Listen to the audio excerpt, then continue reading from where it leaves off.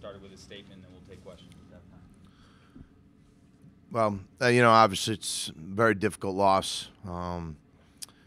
Be able to put ourselves in position 1 point away in this game to tie it up and not convert, you know, obviously is something that we've talked about it, you know, many times. We practiced that particular play. We kicked the ball, you know, and we've spent a lot of time doing that. But that's not the only thing that happened. You know, we gave them 5 turnovers today, which is very uncharacteristic of a football team that has done very well and has taken great care of the football. We didn't do that today. And there's another major concern, and that's not physical. That's all mental, you know, from my standpoint. But I did find I do have a football team, and we do have a football team that's going to fight. And I was very proud of them for that.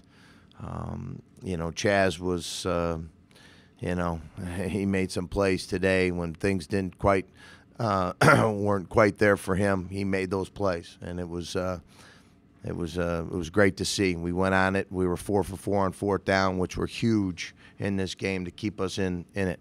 But to be down 31-10 and come back the way our kids did says that we have a group of young men that do care about this football team, this program, and each other. And but it's always disappointing. No excuses. We got to get better, and it was evident today. Jeff, have you ever been part of a game where special teams were terrific? After 28 years, yes, I have. Not many. It's unacceptable. It's completely unacceptable. And we knew losing Terrell was going to, you know, we knew we could replace him at wide receiver. We just, you know, I didn't realize, to be quite honest with you, that we'd go into our depth in terms of having the second, third, and fourth team punt returners out there today. And, you know, and we kind of settled down with Devin Hughes being that guy. You know, and so, you know, I feel like, you know, he can probably give us the kind of things that we need at that position now. Did you get to a point with him where you just said, just catch the ball? You don't even have to return it, just catch it. Yes. I mean, you guys all saw that out there today. And that's all I wanted. I wanted the ball. We needed the ball, not giving it back to them. And that's what happened in the early part of that game. What is it, how maddening is it for you? When you, I mean, 572 yards of offense, which is, you know, a ton of yards, for that to unfold the way that it did. And I'm not talking about the missed extra point, but to have that many yards and not have better results. Well, it's about points, you know, and the turnovers. You hit it right on the head. You know, when you have 5 possessions that are taken away, you know, that we gave up, it's hard to overcome. It really is. And but I also saw a team that, especially offensively, that we have the right quarterback, we have the right system. Guys made plays, you know, at critical times, especially in our 4th down calls. You know, it's always disappointing, you know, when you really look at, you know, the turnovers. That's really the name of this game today. And, you know, it's always disappointing to see our kids who have done a great job. That's the thing, very uncharacteristic of our football team to be able to do that. It's been a bit of an adventure with Peter as your replacement. Did you find yourself kind of holding your breath after that? You know, that first one, you know, he mishit it. You know, and he knew right away that he mishit it. You know, the last one, you know, again, it was there's no excuse. I mean, and he knows that. You know, I think Peter has worked extremely hard, and you know, he's been that guy, and we just got to keep evaluating and keep challenging him because he's always been able to step up and respond. I just, you know, we knew how critical, and that's the first thing I said, how critical is this extra point, you know, and we tell him all the time when we go out to practice. That's why we put him in these different situations. So he's ready to kick in the most intense, extreme times, you know, and just block everything out and go ahead and just execute what you know, fundamentally are capable of doing. And it didn't happen. On that, you know, at the first kick there, the low liner that he missed, did it cross your mind to go for it there on 4th and 2, given the, your position on the field. I'm just wondering how you came to the conclusion that kicking it was a better choice than going, I think it was 4th and 2, if I'm not mistaken. Well, we went for it for 4 times today, 4th down. And being at that time in the game, I think it was 3-3 at that point, and we felt, that was, he hit a good kick on the first one to tie it up, which I felt good. And I didn't question whether going for it. I was going to kick the field goal at that time. Defense did an outstanding job today, really. I mean, you look at 10 of their points come on drives, 33-yard drive to a field goal, 34-yard drive to a field goal. I mean, that's a high-powered team.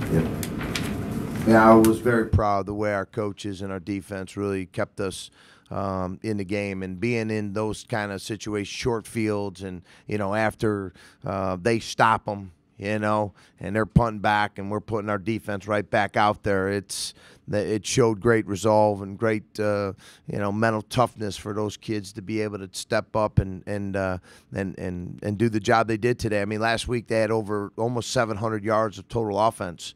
When you really look at the second half, and we talked to them about that, and they found something within them. And I know that this is a good football team. They just need to understand how important it is mentally to stay locked in and to make sure that they got each other's backs. The good news there, obviously, are you seeing the signs? Last year, over the last 7 games, that you didn't score 2 touchdowns, I don't believe in any of them. This year, you're starting to see signs that the kind of offense that you yourself is accustomed to seeing. It's players making plays too. Let's face it.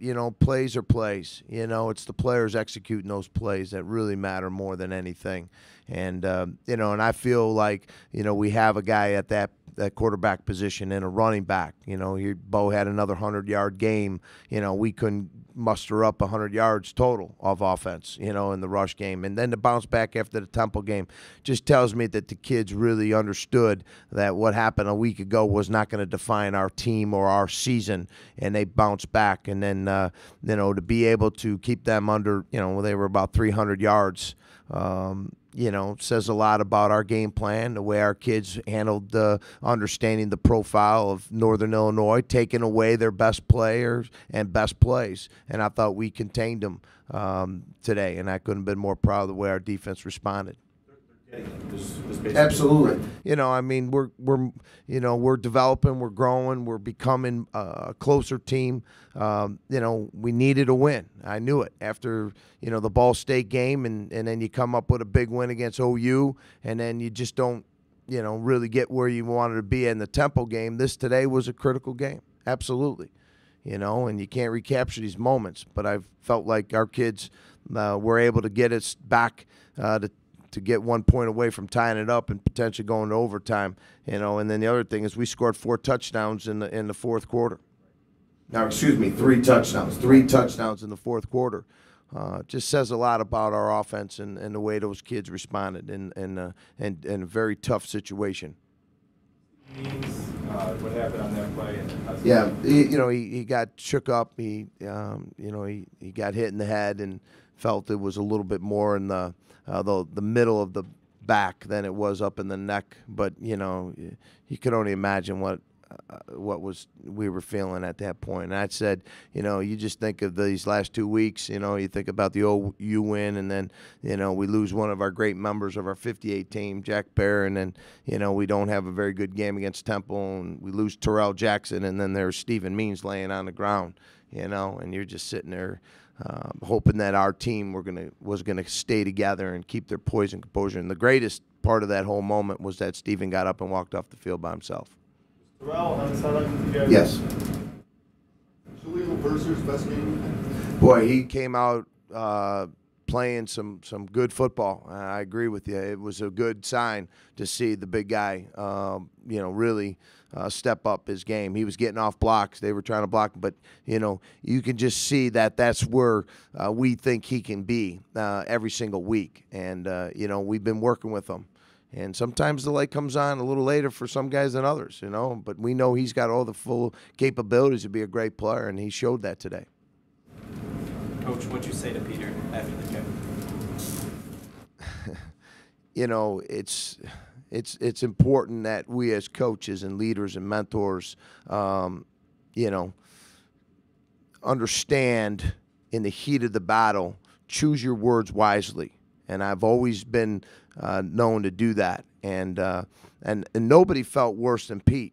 Pete's a very conscientious young man. We all know Pete cares deeply about UB and our football program, and he was disappointed. And as I tell all my players, if you saw Eddie Young, okay, think about this. We had Eddie Young early in the game not possess a punt return, and he puts us in position late in the game.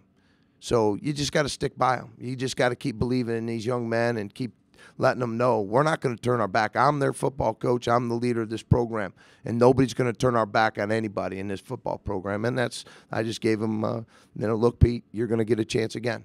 So hang in there, buddy. We're going to need you. We're going to need Pete Farden. We're going to need every one of these kids because we're going to be in that position again, and he's going to come through for us. I know it, and I believe it. Do you deal with Peter any differently? He's considerably older than the other players?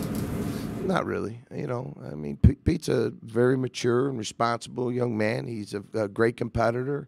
So, you know, for me to go off on Peter that wasn't even remotely part of my thought process, because I knew the pain he was feeling at that moment, you know, and it hurts for all of us. But, you know, and I can't lose him. You know, it's easy to get down on a kid after he makes a mistake, and then you never get him back. And we still got games left, and we still need these kids to understand we're behind them, and we'll always be behind them. Do you think it's a little easier, though, for him to digest because he's I mean, you're not dealing with an 18-year-old kid who, you know, he has more perspective. He knows adult things. That's not something that's going to bust up somebody that's pushing 30. Right. And that's the connection, you know. He's a mature kid, so you don't have to say a whole lot to him. You know, he already knows what he needs to do, and he was, you know, obviously very accountable for that moment. You know, it's just like Pat Clark, our freshman kicker, you know, kicking it out of bounds. That wasn't what we wanted him to do. And, you know, but here's a young kid who's going to come back, and he's going to be a great player for us. And, you know, we just hope that every single kid learns from this experience and it burns inside of them, and they come back and they play stronger and harder with more determination and being locked in so we can get a win against Miami, Ohio next week. Thank you. Thank you.